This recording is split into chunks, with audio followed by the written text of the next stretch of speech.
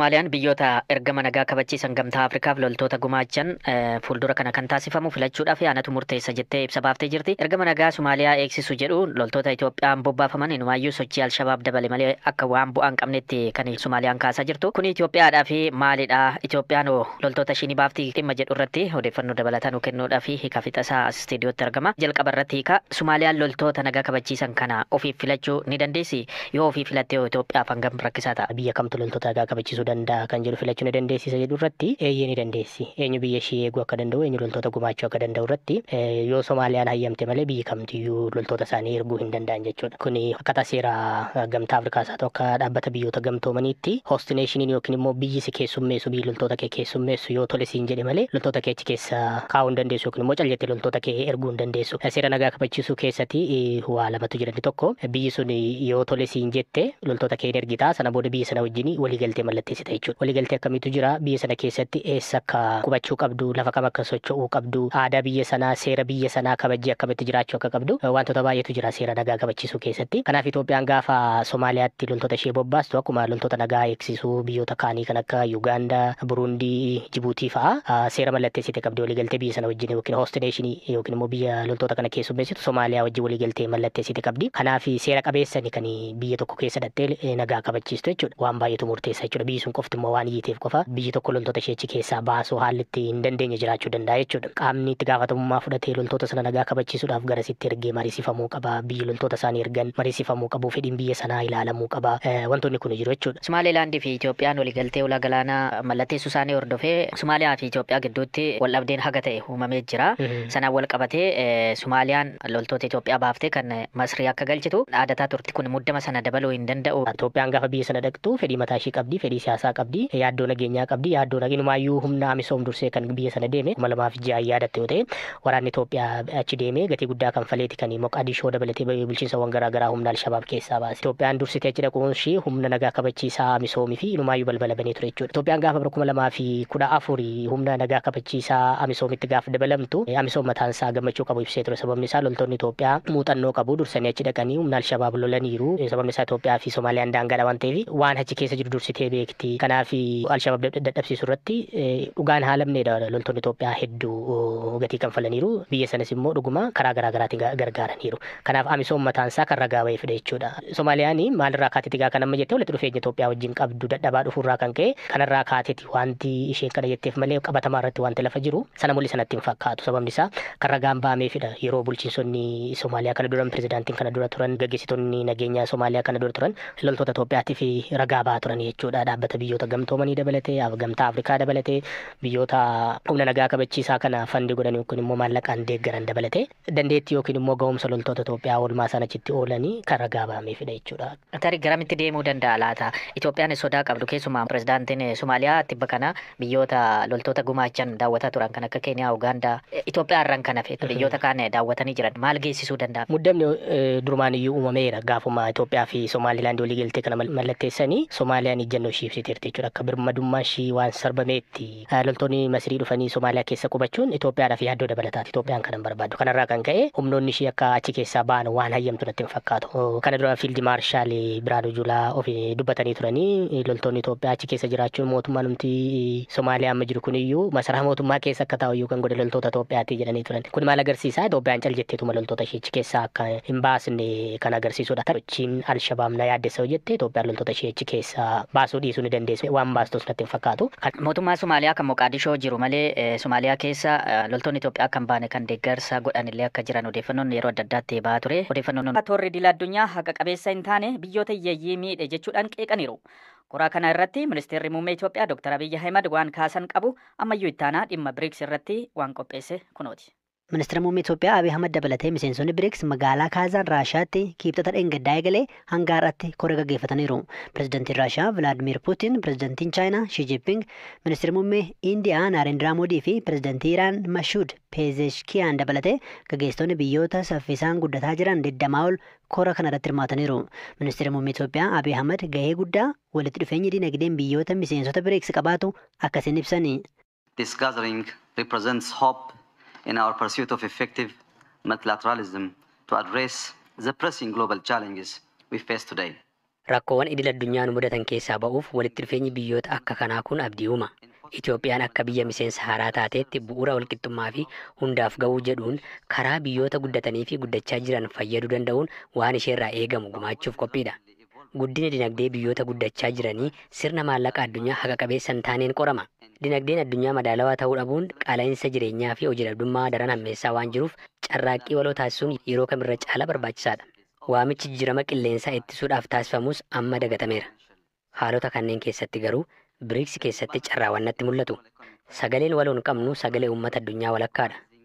Qabeenya addunyaa waliigalaa keessaa immoo harka 3 keessaa tokko ol qabata.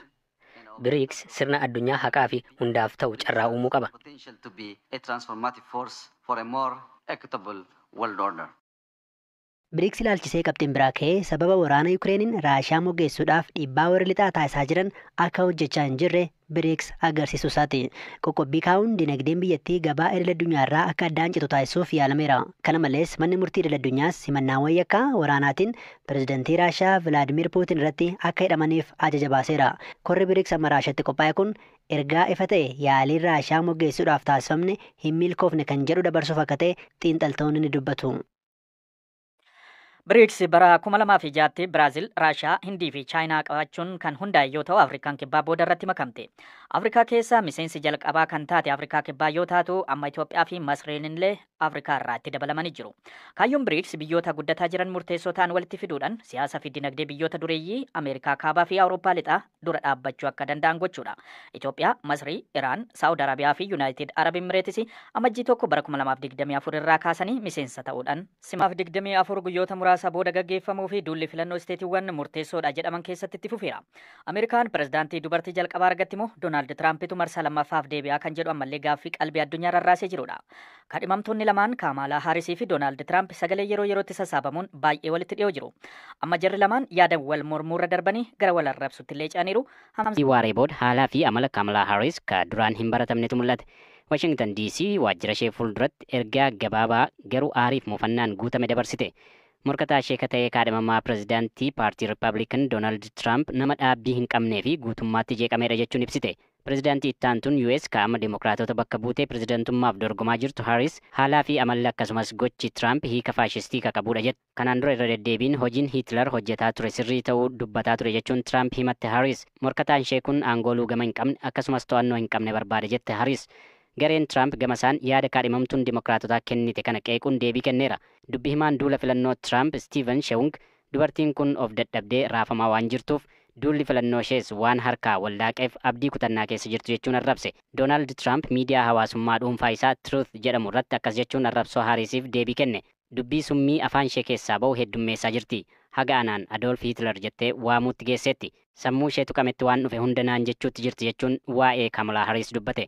Tiraamp Haaris maqaa waamee wayita dubbatu jaal Kamalaa Haaris jechuun itti qoose. Akkasitti wal waamuu warra garee ishee warra Dimookiraatotaatu jaallate jedhee amana Tiraamp. Ammoo isheenuu Dimookiraasiif yaaddoodha jedhe. Falmii duula filannoo US keessatti yeroon kaadhimamtoonni hamtuu walitti yaadan waan hamaa waliin jedhan inuma jira. Kan baranaa garuu adduma.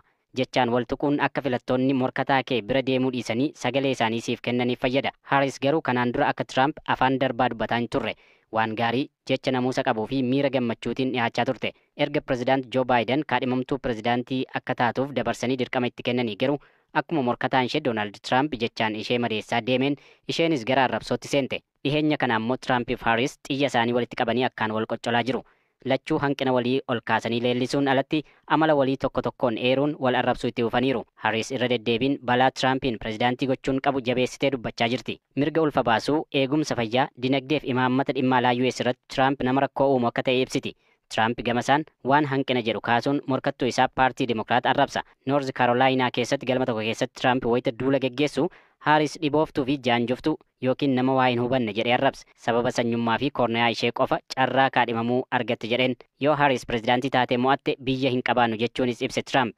Tiraamp waggoota 8 darbaniif siyaasa US keessa seenee akkaan falmisiisaa ta'eera. Siyaasa US gidduutti yaadi faallaa akkaan walirraa fagaatee fi haga wal jibbuutti geessisu akka uumamus taasiseera. Yeroo ammaa kana Soomaaliyaa keessatti gartee pirezidaantonni naannoo Soomalee hundinuu Hassan Sheikh Mahmud irratti duulaatiin jiranii. Hassan Sheikh Mahmud biyya keenya biyya shororkaa godhaatiin jira. Biyyi keenya biyya Siiriyaa ta'uu jirti. Hassan Sheikh Mahmud biyya teenya gurguratee Masriin biyya teenya shororkeessuu deemtii yaaja'u. Hasan Sheikh Mahmud pirezidaantotii adda addaa hundinuu gartee kan naannoo isaanii Somaalota dura dhaabbataatiin jiranii. Biyyi keenya maaliif shororkeessaa, biyya keenya maaliif shororkooftii, biyyi keenya maaliif miidhamtii, biyya keenya keessatti qumaara taphataatiin jiranii. Masriin ka duriitu haajaa nurraa hin qabne, ka duriitu dantaa nurraa hin qabne, amma haajaa isiitiif jecha biyya keenya shororkeessaa irra geessuudhaaf nurratti dalagaatiin jirti. Hasan Sheikh Mahmud biyya keenya gurguratee ka jedhu pirezidaantotni naannoo adda addaa Somaalee keessatti kanaan Hasan Sheikh Mahmud dura dhaabbatanii hanga aangoo irraa kaasan hunda dubbataatiin jiranii. Dubbii yeroo ammaa kana Somaaliyaa keessatti jajjabaataatiin jirtu. Somaalonni gartee hedduu wal dura dhaabbataatiin jiranii. Naannoo adda addaa keessatti Somaalonni naannoo adda addaa qabanii, baandiraa adda addaa qabanii, Somaalonni gosa adda addaa qabanii isaan kun hundinuu walirratti duulaatiin jiran jechuudha. Dubbiin kun hojii manaa ta'eefii jira uummata Somaaleetii fi akkasuma Hasan Sheikh Mahmud irratti duulamaatiin jira. Hasan Sheikh Mahmud biyya keenya shororkeessaatiin jira. Biyya keenya gartee ollaa keenya hunda wal nu dhabsiiseetiin daangaa keenya hunda gartee nu sarbisiisaatiin jira. Hasan Sheikh Mahmud homaa nu ta'aatiin jiru. Biyya keenya waraanatti geessaatiin jira. Kan jedhu Somaalonni yeroo ammaa kana hiriira baanii iyyaatiin jiranii. Akkasuma aktivistoonni isaaniisis akkasuma dubbataatiin jiranii. Pirezidaantonni isaaniisis akkas irra duulanii barreeffama adda addaatiin keessaan barreessanii fi akkanatti irra duulaatiin jiran jechuudha. Kabajamtootaa fi jaalatamtoota keenya wayi Itoophiyaanis bifa adda ta'een waraana isii geeffatteetiin qabdi. Waraana isii ka geeffattee qabdu kana kan Masrii kaachi keessa jiru kunis socho'uu hin dandeenye. Somaaleen akkasitti konfidensii akkasitiin Itoophiyaa dha'uu fi konfidensii san hin qabdu. Asitti dubbiin harkaa yeroo lama bakka lamatti adda baheetiin jira. Hin dhoofnu irratti hamilee ofii of arganii dandeettii ofii of arganii jechuun Itoophiyaan beektaa uummata safaaxaa beekuu miti, uummata agartee biyya isaatiin taphatuu beekamu miti. Bakka biyya isaa sanatti ni sarbamti. Kaji'u garuu yeroo ammaa kana wanni Itoophiyaa kakaasee hanga daangaa waraana hanga Somaalee keessatti waraana ijaarte waraana geessite akka Somaalilaandiitti hunda leenjiftee Somalilaandi waraanni Somaalee waraanni Itoophiyaa akka Somalilaanditti leenjifame yeroo 8ffaa fi wanni kun qalaalii isinitti hin fakkaatiin kabajamtootaa fi jaalatamtoota keenya. Yeroo 8ffaa fi Somalilaandi keessatti Itoophiyaa keessa leenjifamee Somalilaanditti geeffame. Kana jechuun Somalilaandi guutuun guututti waraana Itoophiyaa harka jirti jechuudha. Akkasuma waraanni gara biraa ilaa hanga doolootti ilaa Keeniyaa walitti dhaabbattutti waraanni Itoophiyaa guutee harkaa qaba jechuudha. Kana harka Somaaleen as takkaarfattee ejjata takka yookaan daandii takkatti yookaan deebii takkatti hin kenniti jedhamee wanni yaadamu hin jirtu. Garuu biyya adda addaa kana keessaa biyyi ni qarqarrattee akka Masrii akka akkasuma Turkiis bishaan galaana irratti waraana Somaalee leenjiftee buustee jirti. Turkii waraana kana waraana Itoophiyaatiin wal loluu hin feetu ammoo Somaalee bira ni dhaabbannattee galaana keessanii eeyinaa jettee. Itoophiyaan ammoo gama isiitiin Somalilaandi gartee waraana bakka gartee mallatteeffamte sana bishaan galaana handaara galaanaa kana ni argatti. Argachuuf shakkii maleedha. Maaliif jennaan Itoophiyaa waan qabde takka inuma geessitii qaaniidhaaf duuba deebi'uu hin beeytu. Kanaafuu Itoophiyaan mallatteeffattee biyyattii gartee Somalilaandii Rippaabilika ni taati. Akkasuma bakka Itoophiyaaf kennus jaarsii gartee mallatteesseetiin jira jechuudha. Mallatteessee addaan baasee bakka ijoo, bakka gaarii, bakka ammallee biyyaan Eeshiyaati yookaan biyya gartee bahaatti walitti dhiyaattu Itoophiyaaf dabarsee kennuu fi harkaa qaba jechuudha. Kabajamtootaa fi jaalatamtoota keenya isee ammaan kanaa wanni deemaa jiru Itoophiyaa keessatti hedduu jajjabduu fi akkasuma hedduu hawwituudha. Rabbi nagaa haa godhu jechaa. Itoophiyaa Somaaleen agartee ammaan tana konfidensii akkasii, konfidensii lolaa, konfidensii waraanaatti seenuudhaaf hamilee dhabdeetiin jirti. Amma waan qabduu fi waan gaddiiftu wallaaltee jirti.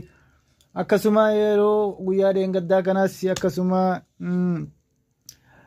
kan Afrikaa keessaa igaaddi gartee ka Itoophiyaa kan agartee maqaan isaatu eenyu ka jedhamu kana Warqinnaa Gabayyoo yeroo ammaa kana Somaaliyaa dhaqee waliin haasa'ee wajjin haasayeetiin dhufeetiin jira.